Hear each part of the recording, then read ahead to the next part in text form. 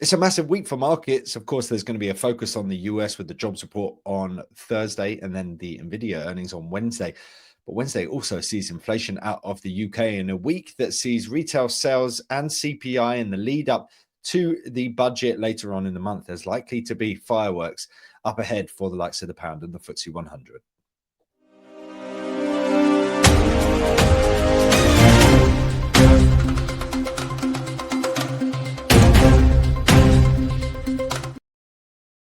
Of course, when we look at the UK at the moment, we have to bear everything in mind against a backdrop of an impending budget that at the moment it feels like there's a lot of concern around because the strategy enabled by and employed by the Labour Party appears to be throw out all your potential measures to the media, and at some point you'll land a few of them.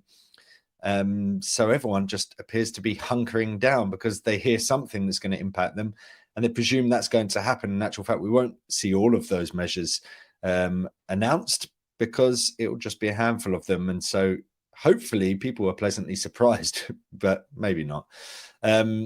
Certainly one of the sort of recent issues we've seen within the UK is this sort of dour growth data. And part of that comes down to the idea that people are holding off on investment decisions, whether it comes to the likes of people buying houses, so house prices down, or business activity, as we've seen with GDP. Now, the question mark this week is, do we see that in terms of retail sales? So are we seeing consumers holding off on spending?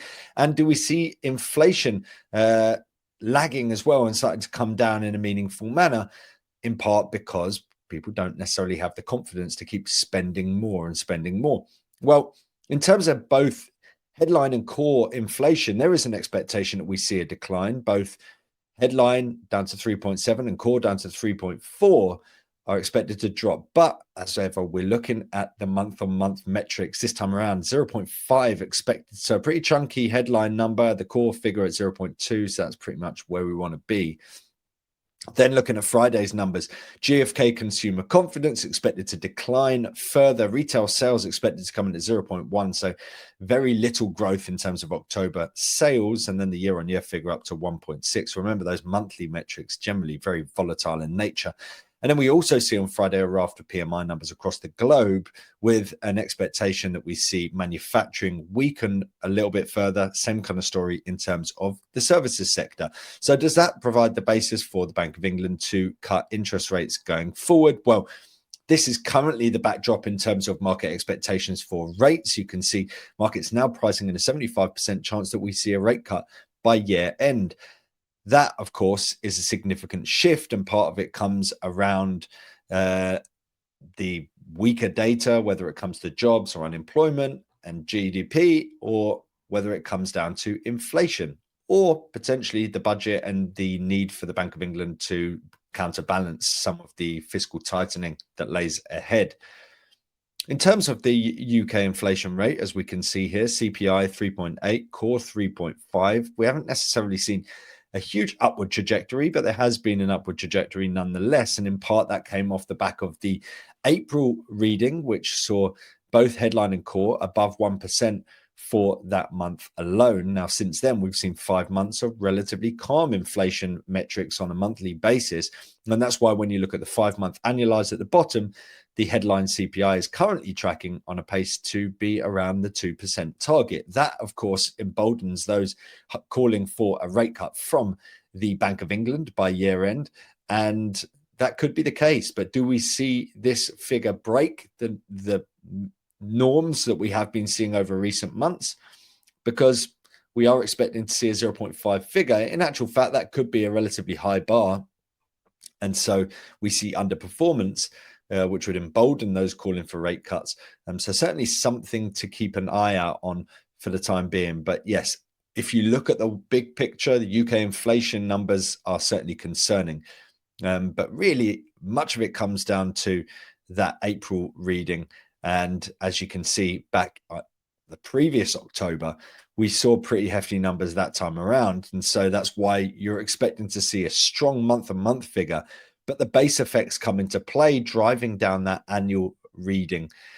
this time around. So if you just look at the year-on-year figures, you'll say, great, inflation's coming down. You look at the month-on-month figure, if it comes in at 0.5, you say, oh, wow, that's significantly higher. But typically, as you see here in October of last year, October can be a relatively strong month in terms of inflation pressures. Now, this is one of the reasons why people have grown emboldened by the idea that we're going to see action from the Bank of England. And that's because we've seen a rise of late in terms of unemployment, a rise in terms of the claimant count. And so the jobs market is pointing towards the need for the Bank of England to act. A similar kind of picture to some extent in terms of GDP, essentially the UK essentially not growing, right? So minus 0.1 on the latest monthly GDP figure, the latest quarterly reading 0.1, below expectations. So essentially we're sort of stalling over here, and there's a need for the Bank of England to step in as a result. So this week is all about inflation and retail sales. What does it tell us in terms of the consumers and spending habits?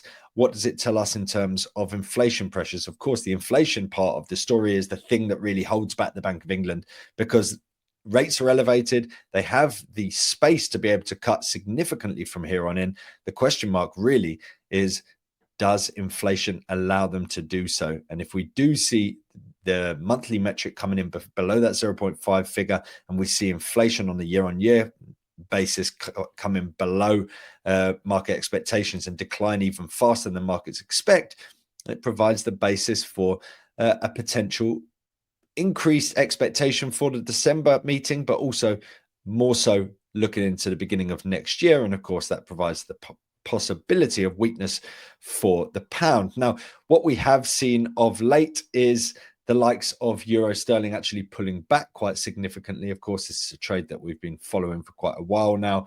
This resurgence here in terms of the euro against the pound, in part because we're seeing the likes of the ECB holding off on their easing and essentially draw a line under it, whereas the Bank of England still has plenty of room to move into. So the question mark here really is, do we break the 8766 and come into a wider retracement, or are we just posting another retracement within this near-term move?